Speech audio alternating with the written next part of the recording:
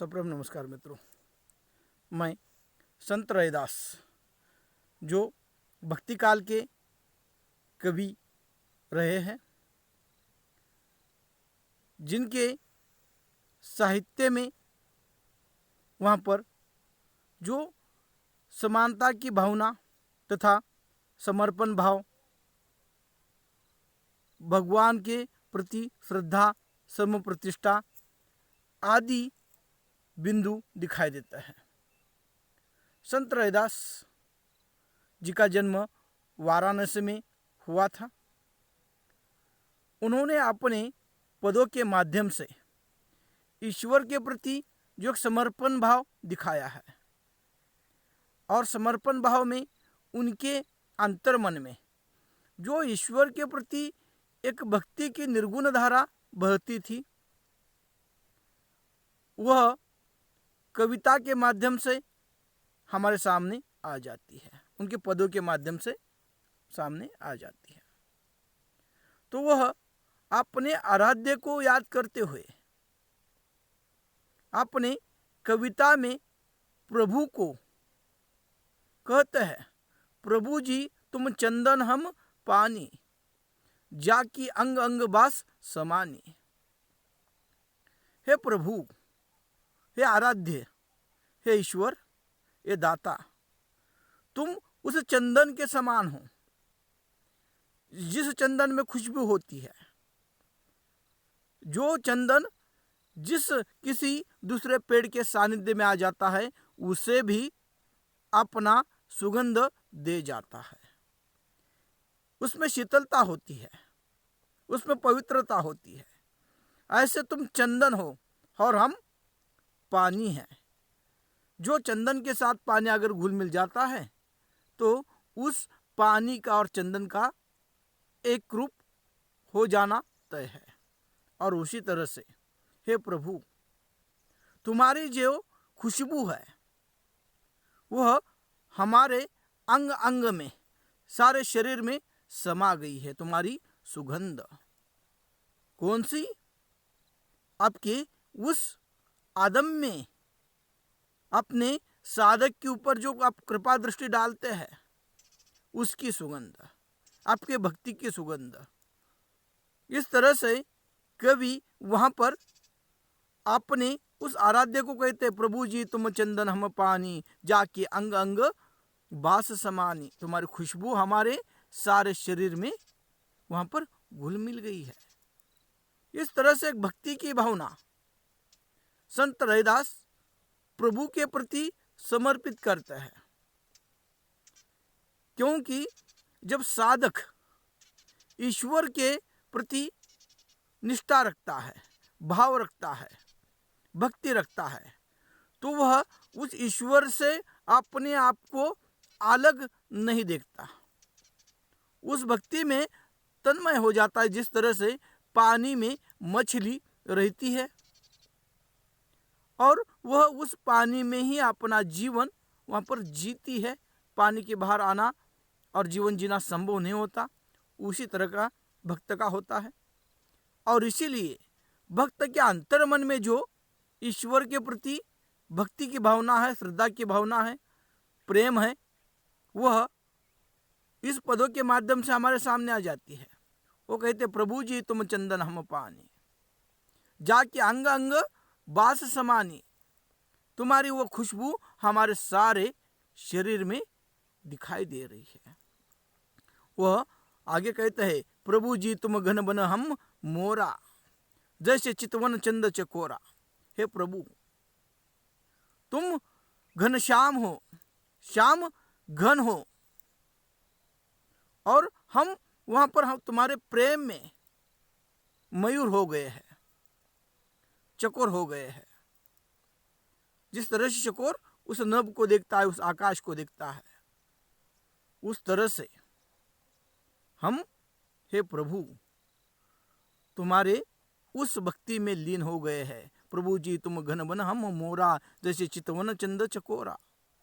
चकोरा जिस तरह से उस चंद्र को देखता है, उस गगन को देखता है, उस आकाश को देखता है, उस तरह की हमारी स्थिति हो गई है। और इस तरह से भक्ति की तन्मयता, समर्पण भाव इसमें दिखाई देता है।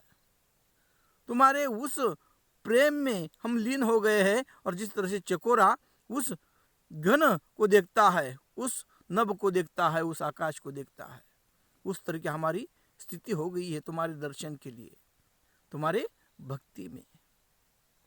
आगे वो कहते हैं, प्रभु जी तुम दीपक हम बाती, जाकी ज्योति बड़े दिन राती। तुम उस दीपक की तरह हो जो दिन रात जलता है, और हम उस बाती की तरह है जो उस दीपक में होती है। और इसलिए जिस तरह से दीपक जलते हुए सारे आकाश को, पृथ्वी को पर प्रकाश दे देता है, उजाला दे देता है, और उसमें जिस तरह के बाती का महत्व रहता है, उस तरह की हमारी स्थिति हो गई है। प्रभु जी तुम दीपक हम बाती, जाकी ज्योति बोले दिन राती। हम तुम्हारी भक्ति के लिए दिन रात वहां पर जलते हैं, और ज्योति दिन रात जिस तरह से जलती है, उसमें वहां पर जो कोई अंतर नहीं होता, दीपक और ज्योति में वह जलती रहती है। और उसी दिन रात हम तुम्हारी यादों में जल रहे हैं। यह भक्ति का परम शिखर है, और इसलिए वह प्रभु को कहते हैं, तुम दीपक हो हम बाती है। प्रभु जी तुम मोती हम धागा, जैसे सोने मिलत सुहागा। तुम मोती हो और हम धागा है। जिस तरह से धागे में मोती पिरोया जाता है, उस तरह से तुम मोती हो और हम धागा है। और जैसे सोने को सुहागा मिल जाता है तो क्या बात हो जाती है, उसी तरह से वो कहता है, प्रभु जी तुम मोती हम धागा, जैसे सोने मिलत सुहागा। और इस तरह से प्रभु के प्रति समर्पण भाव इस पदों के माध्यम से संत रविदास जी करते हैं। प्रभु जी तुम स्वामी हम दासा, ऐसी भक्ति करे रविदासा। संत रविदास दास्य भक्त थे, और वो कहते हैं, तुम हमारे स्वामी हो, पालन करता हो, और इसलिए हम दास तुम्हारे बन गए हैं। और दास्य भक्ति का यहाँ पर उदाहरण वो दे देते हैं, प्रभु जी तुम स्वामी हम दासा, ऐसी भक्ति करे रविदासा। मैं आपका दास हूँ, सेवक हूँ, जिस तरह से प्रभु राम जी के दास हनुमान है। जिस तरह से वहां पर अपने गुरु को एक शिष्य महत्व देता है, शिष्य के जीवन में जिस तरह से गुरु का महत्व रहता है, और वो शिष्य अपने उस गुरु की अनन्य साधारण भक्ति करता है, उसी तरह से यहाँ पर संत रविदास अपने प्रभु को कहता है, तुम स्वामी हो, हमारे पालन करता हो, हमारा जीवन आप ही ने बनाया है, और इसलिए हम तुम्हारे दास हैं। इस तरह से दास्य भक्ति की भावना इस पदों में दिखाई देते हैं। और संत रविदास जिन्होंने निर्गुण पदों के माध्यम से अपनी दास्य भक्ति वहां पर व्यक्त की है, समर्पण भाव इसमें दिखाई देता है। और वह अगले पद में कहते हैं, जो श्रम प्रतिष्ठा को महत्व देता है पद, उसमें वो कहते हैं, रैदास श्रम करी खाइए, जो लो पार बसाए, नेक कमाई जेऊ करिए, कंबहु न निफल जाए। वो कहते हैं, जो श्रम करता है, जो मेहनत के बलबूते पर जीता है, जो अपना जीवन का निर्वाह सच्ची कमाई करते हुए करता है, उसका श्रम कभी निष्फल नहीं जाता। और इसलिए वह श्रम को महत्व देता है, और श्रम करते करते ईश्वर की आराधना करनी चाहिए। इसलिए वो कहता है, हे प्रभु जी, जो रैदास श्रम करी खाइए, जो श्रम करके खाता है। रैदास जी के अनुसार क्या है, जो अपने श्रम के आधार पर अपने जीवन का निर्वाह करते हैं और सच्ची कमाई करते हैं, क्योंकि सच्चाई के माध्यम से कर्म करना ही, कमाई करना ही महत्वपूर्ण है। क्योंकि जीवन में 4 पुरुषार्थ है, धर्म अर्थ काम मोक्ष। और अर्थ जो दूसरा पुरुषार्थ है, वो अर्थ किस तरह से पाना चाहिए? तो सच्चाई के रास्ते पर जाकर पाना चाहिए, कर्म करते हुए वहाँ पर जीवन यापन करना चाहिए। और कर्म करने के बाद जो सच्चाई के साथ कमाई हुई हमारी जो एक फल है, जो कमाई है, वही जीवन में मनुष्य को वहाँ पर सार्थकता की ओर ले जाती है। इसलिए वो श्रम को महत्व देता है। अगले पद में वह अंतिम पद में कहता है, ऐसा चाहो राज में जहां मिले सबको को अन्न, छोटा बड़े सब बसे रैदास रहे प्रसन्न। वो कहते हैं यहाँ पर तीसरे पद में वह समानता की सुंदर भावना व्यक्त करता है।